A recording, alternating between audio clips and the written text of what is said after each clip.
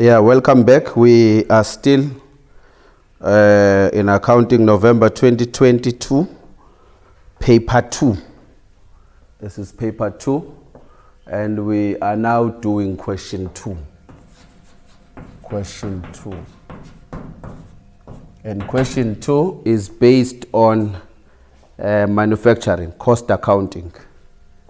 It's based on cost accounting.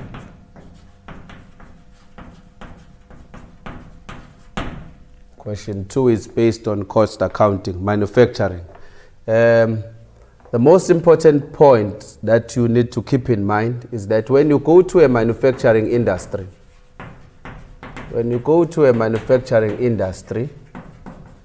you will find that there will be 3 departments. There are 3 departments there. 3 important departments. The first one is the administration department. That's the first department. The first department is the administration department, where you will find office workers, people who are working in the office. And then the second department will be your factory. Your factory. And that is where production takes place, in the factory. Your factory, that is where your production takes place. That's where production takes place.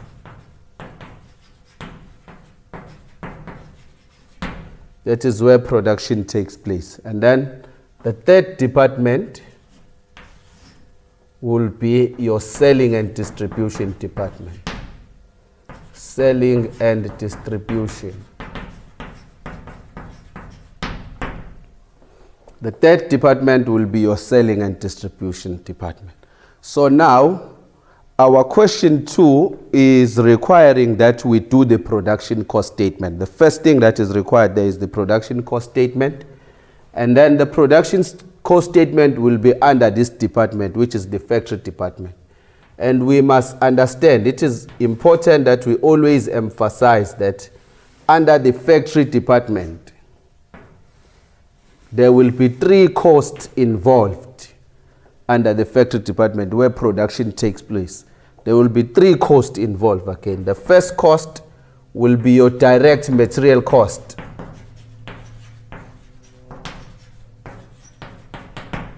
The first cost will be your direct material or your raw material cost. Here we are referring to the materials that are required for the production process to take place. But these materials also form part of the finished product. How do we? Because we have the direct material cost and also the indirect material cost. But for now, we are talking about the direct material cost, the materials that are used in the production process and which also form part of the finished product. We also have the second cost, most important cost here when we are doing production, which is the direct labor cost. Here we are referring to the money that is paid to the workers who are actually doing the production. This is direct labor cost. And then the third cost will be your factory overheads.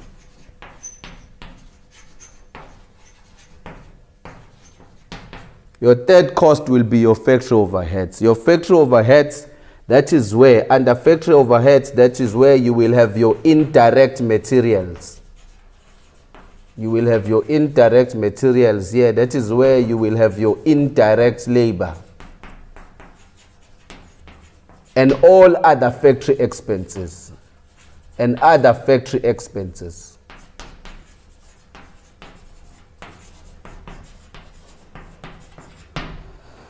So you have your direct material cost, which is a standalone note. You have your direct labor cost. So maybe one will have a question, what will be the difference between the direct materials and the indirect materials?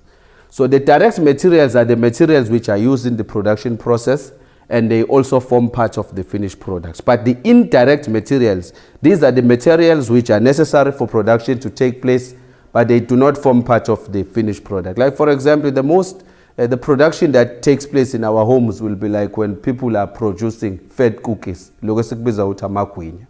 So like if you are producing the fat cookies, your direct materials will be your flours, will be your cooking oil, will be your salt, will be your yeast.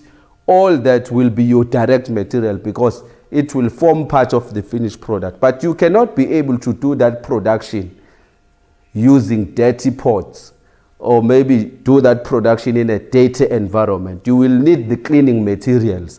So the cleaning materials are necessary for the production to take place, but they do not form part of the finished product. Therefore, the cleaning materials will be regarded as indirect materials, and those will go under what? Under factory overheads.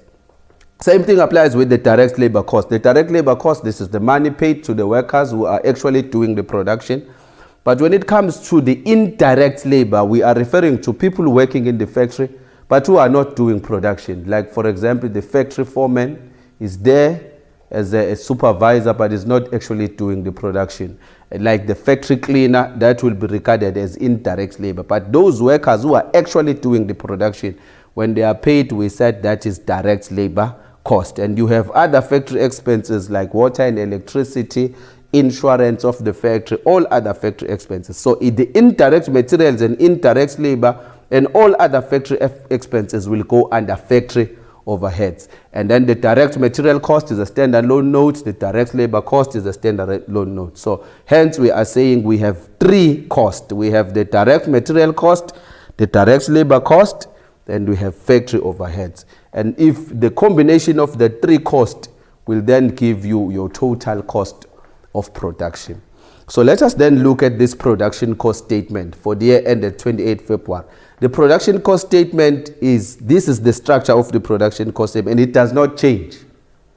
It does not change. When you are writing an exam, you should always know that you will have your direct material cost plus your direct labor cost. And if these two costs are added together, they will give you a total, and that total is called the prime cost. This is the primary cost. When you are adding material cost plus labor cost, then the total is the prime cost. When you add your total factory overhead cost, that is where you get to your total manufacturing cost. That is the total cost of production. And then you add work in progress at the beginning. That is the work that we did not finish in the previous accounting period. You add the amount of that work, and then you subtract the work in process at the end. You then get to the final answer, which is the total cost of product, or the cost of production of finished goods. That's the cost. I think the correct term that we should be using there is the cost, total cost of production of finished goods.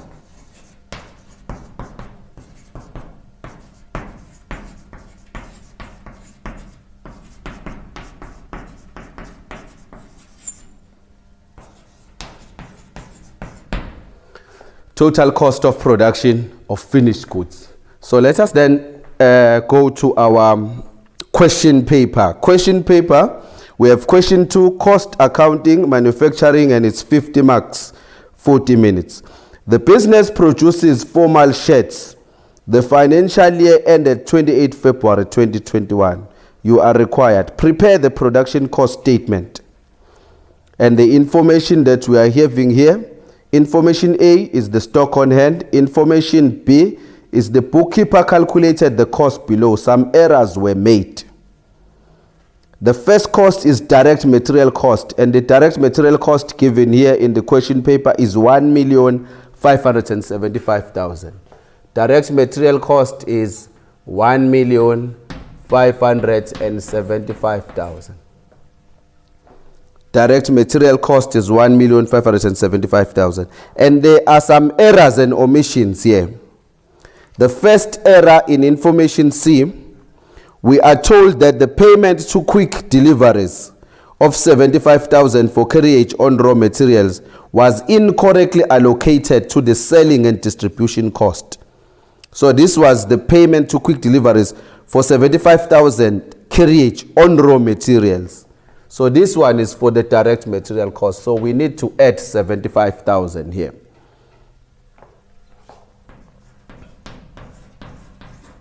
Remember, in accounting, the transport cost also forms part of the value of stock. So if we buy raw materials to the value of 20,000 and then we transport those materials by 5,000 rands, so the total value of the materials will then be 25,000. So the cost will be 25,000. So transport cost or carriage on purchases forms part of the value of stock. So we bought materials to the value of 1,575,000 and the transportation cost was 75,000 and they left it in error. They did not add that 75,000. So let us then add it. We have 1,575,000 price of the materials plus transportation cost, which is carriage on purchases of 75,000. So the total material cost is 1,650,000. Total material cost is 1,650,000. Right? And then the direct labor cost is not given here. So we are given just a question mark next to the direct labor cost. The amount for the direct labor cost was not given. But if you look at information D, the prime cost is given here. We are told that the prime cost, after all adjustments have been considered, the prime cost is 2,550,000. The prime cost is 2,550,000. So they've given us the prime cost, but they decided not to give us the direct labor cost. So which is then easy for us to get the direct labor cost if we have the prime cost, because we know that direct material cost plus direct labor cost will give you your prime cost. So to get the direct labor cost, you just have to take your prime cost, which is 2,550,000, 2,550,000, and then you just subtract the direct material cost of 1,650,000. 1,650,000. So that is 900,000. So the direct labor cost is 900,000. Because we know that if we add the two amounts, if you take the 900,000 and you add to 1,650,000, 1,650,000, you should get 2,550,000. So I think here they wanted to know if the student is aware that the prime cost is made up of direct material cost and direct labor. That is why they did not give you the direct labor cost amount. They just gave you the material cost and the prime cost. So if you know that the material cost plus labor cost will give you the prime cost, so it's easy. You just take your prime cost, you subtract the material cost to get the direct labor cost of 900,000. Right. Then now we want to calculate factory overhead cost. Let's see what is given here. The factory overhead cost is given at 518,800. Factory overhead cost is 518,800. That's the amount given before considering the adjustments which are here. So let's look at the adjustment. There are the first adjustment here, which is under information C bullet 2. It says the entire insurance amount of 25,200 was transferred to the administration cost account. 2/3 of this expense should be allocated to the factory. So the entire amount of 25,200 was transferred to administration cost, whereas 2/3 of that amount should have been allocated to the factory. So the 25,200, it said here 2/3 of this amount should be allocated to the factory. It should be part of factory overheads, because insurance is just other factory expenses, so it will be part of factory overheads. So 25,200, 2/3 of this amount should have been allocated to the factory. So that's 25,200 multiplied by 2/3. So it's 16,800. So 16,800. Factory overhead cost, we have another factory expense, which is insurance, and the amount for factory insurance is 16,800. Remember, that is why I emphasize that here we are dealing, in the manufacturing industry, we are dealing with 3 departments. So if we are focusing on the production cost statement, so all expenses that should be here, it should be expenses that are relating to the factory only. Even if it is for water and electricity. If the company paid 1 million for water and electricity, we need to know the exact amount that that if it is 1 million, but out of that 1 million, we need to know the exact amount for water and electricity for the factory. So here, this 25,200 is the insurance cost for the whole factory, which is covering all departments, admin, factory, and selling and distribution. So, but we wanted to know the cost for the factory insurance, and this transaction is therefore giving us a direction by saying that 2/3 of this amount, 2/3 of this insurance amount should be allocated to the factory. So 25,200 multiplied by 2/3, 2/3. So the factory insurance is 16,800 plus. The factory overhead cost account included an amount of 117,600 for water and electricity. But the bookkeeper had incorrectly allocated this expense to factory administration and selling and distribution in the ratio 6:3:1, but the correct ratio is 5:4:1. So the factory overhead cost account included an amount of 117,600. So the first thing, because we are told that this amount is incorrect, we need to subtract it from here, because this transaction is telling us that this amount was included. So therefore it will be, the first correct thing to do is to subtract this 117,600. So let's subtract the 117,600, and then we need to work out the correct amount on the side. We are told that the 117,600 for water, the bookkeeper had incorrectly allocated this expense to the factory, admin and selling it in the ratio 6. And the correct ratio is 5. Because it's 6:3:1 and 5:4:1. So we calculated, because 6 is representing the factory, 3 is representing admin, and 1 selling and distribution. But the correct ratio should have been 5. Representing the factory, and 4 representing the admin, and 1 representing the selling and distribution. So it means this 117,600 was calculated using 6, and we want 5. So let's multiply it with 5, because 5 is the correct amount, and divide it by 6, because it was calculated using 6. So now you have your 117,600 multiplied by 5/6. I think this money, because it was calculated using 6, it will go down a little bit. So let's say 117,600 multiplied by 5/6. That's 98,000. So the correct amount is 98,000. So we are now multiplying with the correct amount, and we are dividing by 6, because this 117,600 is represented by this 6. So the correct amount, so we are taking out the 117,600, we are now adding the correct amount, which is 98,000. So now the error has been corrected. So let's then calculate the correct total for factory overhead cost. The amount which was given was 518,800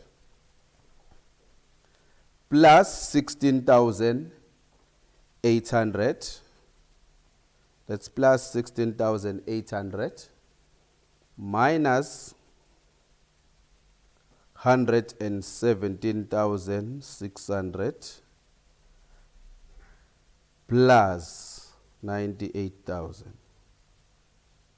Plus 98,000. 117,600 plus 98,000 equals to 516,000.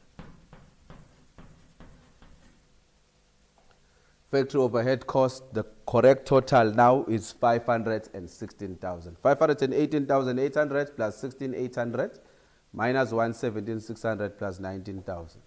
98,000. Right. Then prime cost plus this 516,000. So 2,550,000. 2,550,000 plus 516,000 equals to 3,066,000. 3,066,000. It's very important to ensure that you use your calculator correctly, so that you do not calculate incorrect. You give incorrect total. 580, let me just verify these amounts. minus 117,600 plus 98,000 plus 2,550,000. Yes, the total manufacturing cost is 3,066,000. Work in progress at the beginning, this amount is given. Work in progress at the beginning is 230,000. 230,000, 1st March 2020. Work in progress at the beginning is 230,000. So we are adding this to this amount. This is plus 230,000. It is giving 3,296,000. 3,296,000. 3,296,000. Minus work in progress at the end to get to the final answer. Minus work in progress at the end. Work in progress at the end was not given. There is a question mark there. If work in progress was given, we would just subtract and get to the final answer, but it was not given. So let us check our transactions. Maybe there is something which will give us a directive as to what to do, because this amount was not given. So if you look at information E, the final answer is given there. We are told that 7,600 shirts were produced at a unit cost of 420 each. 7,600 t-shirts. 7,600 t-shirts were produced at a unit cost of 420 each. 7,600 multiplied by 420. 7,600 multiplied by 420. 7,600 multiplied by 420 equals to 3,192,000. 3,192,000, which is the final answer. And if you can just reverse to this amount, we can be able to get the amount that is supposed to be the work in progress at the end. It will be 3,192,000 minus 3,296,000. And the answer will be in brackets, which is 104,000. So 104,000 is here.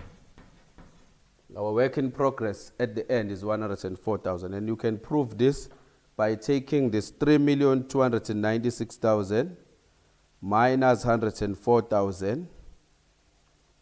Then the final answer will be 3,192,000. So which is our total cost of production of finished goods, which is 7,600 multiplied by 420 gives you a total of 3,192,000. So the production cost statement is simple and straightforward. What is important with the production cost statement is for you to understand that our main focus is on the factory department. Whatever amount that does not relate to the factory, which relates to other departments like admin and selling and distribution, those amounts are not included here. Here, when we are dealing with production, we are only focusing on the expenses which are relating to the factory, so that we are able to calculate the correct production cost at the end here. Right. So we are done with the production cost statement. We are proceeding to 2.1.2. 2.1.2. Calculate the gross profit end on the sale of shirts, 5 marks. We want to calculate the gross profit end on the sale of shirts. Gross profit end on the sale of shirts, that is 2.1.2. 2.1.2, the gross profit. How are you going to calculate the gross profit? It will be sales minus cost of sales. Sales minus cost of sales equals to gross profit. The gross profit end on the sale of shirts. Right. The sales amount is here in information E. It is 4,860,000. The sales amount is given. It is 4,860,000. 4,860,000. But cost of sales is not given. Cost of sales amount is not given. What is it that is given? We have our finished goods stock at the beginning. The stock that was ready to be sold, the cost of the stock that was ready to be sold at the beginning of the year was 342,000. This is the stock that was available for sale at the beginning of the year, plus the stock that we produced and finished in the current year, which is 3,192,000. This is the stock that we produced and finished in the current year, right? Minus the stock that is left at the end. The stock of finished goods left at the end is 400 shirts. And we know that each shirt cost 420. So the stock that is left is 400 shirts. So it will be 400 shirts, and each shirt cost 420. It will be 400 multiplied by 420. So the value of the closing stock here of finished goods is 168,000. So our sales, it will be 4,860,000 minus our cost of sales. Let's calculate our cost of sales. The stock that was available for sale was valued at 342,000. We produced another goods and we were able to finish them to the value of 3,192,000, which tells us that the stock that was available to be sold valued at 3,534,000, but we did not manage to sell all this stock because we have this 168,000 left, minus 168,000 left. So therefore, our cost of sales is 3,366,000. And then gross profit, 3,366,000. So now you have your sales of 4,860,000. Sales of 4,860,000 minus cost of sales of 3,366,000. 3,366,000. 4,860,000 minus 3,366,000. And then our gross profit will be 1,494,000. Gross profit is 1,494,000. Right. So gross profit, it is sales minus cost of sales. And still on 2.1.2, they want us to calculate the markup percentage. They want us to calculate the markup percentage. Markup percentage. And the formula of calculating the markup percentage, it is gross profit over cost of sales times 100. Gross profit over cost of sales times 100. That is how we calculate the markup percentage. So we do have our gross profit, and our gross profit is 1,494,000. Our gross profit is 1,494,000. 1,494,000, and our cost of sales is 3,366,000 multiplied by 100. Gross profit over cost of sales times 100. Right. 1,494,000. 1,494,000 over 3,366,000. 3,366,000 times 100 multiplied by 100 is 44.38. So that's 44.4%. Our markup percentage is 44.4% or 44.3. So if it is 44.38, so then if you round it off, it will be 44.4%. So our markup percentage is 44.4%, right, which brings us to the end of 2.1.